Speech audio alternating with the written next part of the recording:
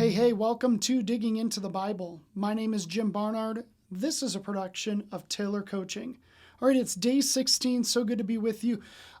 Today's section is really long. There's a lot of meat, and frankly, I'm not going to be able to limit this to 5 minutes. So I'll do my best, but with that, we shouldn't delay. Let's go ahead and dig in.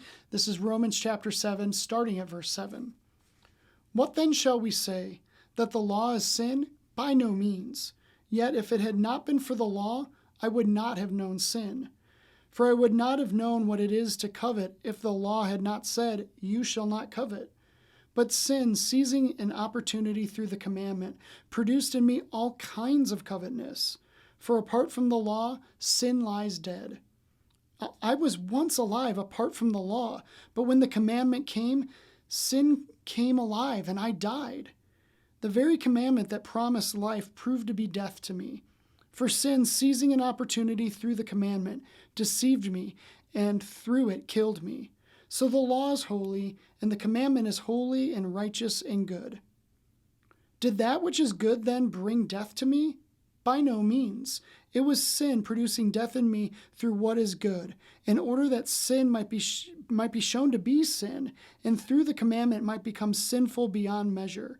For we know that the law is spiritual, but I am of the flesh, sold under sin.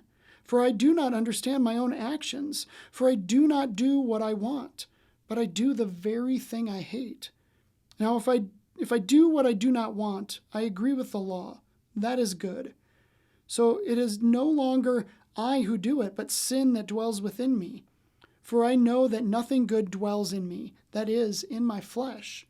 For I have the desire to do what is right, but not the ability to carry it out.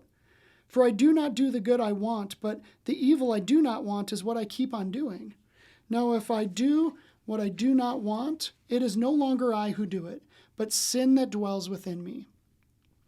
So I find it to be a law that when I want to do what is right, evil lies close at hand.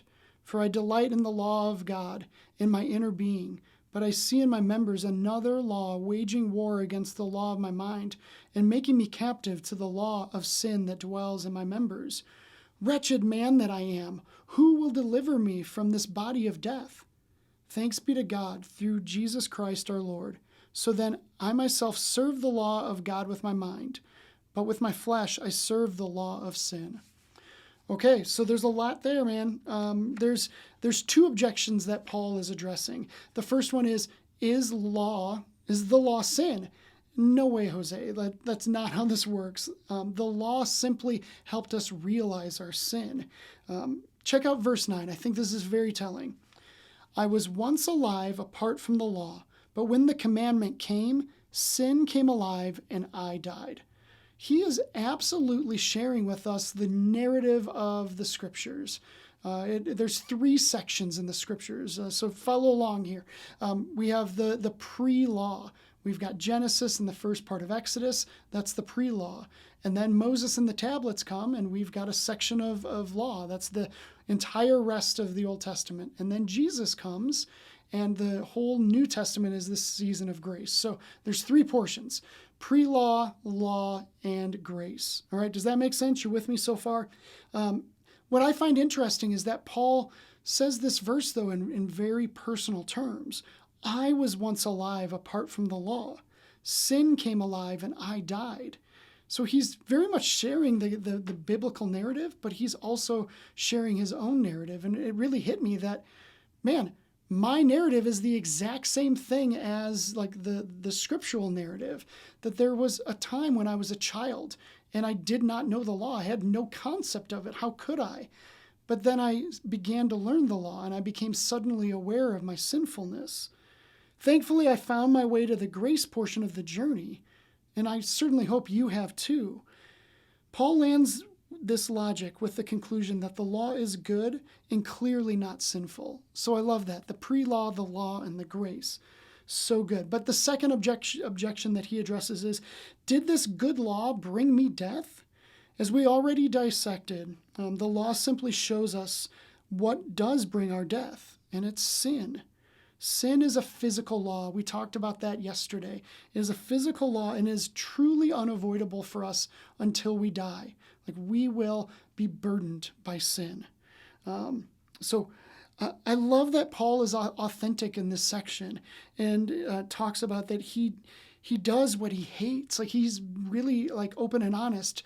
I'd love for him to be more open and honest. Like, if I'm the Romans, I'm writing back to Paul and being like, hey, so like that part in Romans 7, like you do what you do not want, like can you give me some clue of what that is? Because I just really like to know what that is. It might be really good for me.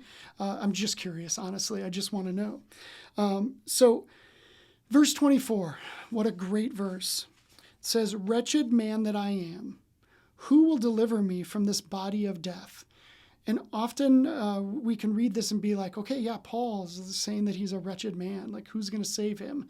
But it's always good to read the scriptures in a personal way. So when I read this, I say, what a wretched man that I am, that Jim is. Who will deliver me from this body of death that I'm going to experience? Well, this sinfulness, this physical law that we have, it will be broken when we die. But the spiritual law of the law, that relational law that we talked about yesterday, it is absolutely rescued and given our freedom because of the death of Jesus. We can find ourselves in that portion of grace. So I hope you're there. I hope you followed along. And all of this is a little bit technical, and so I hope this is good. Thanks for watching. Thanks for listening. I look forward to seeing you tomorrow as we move on to Romans chapter 8. I will see you then.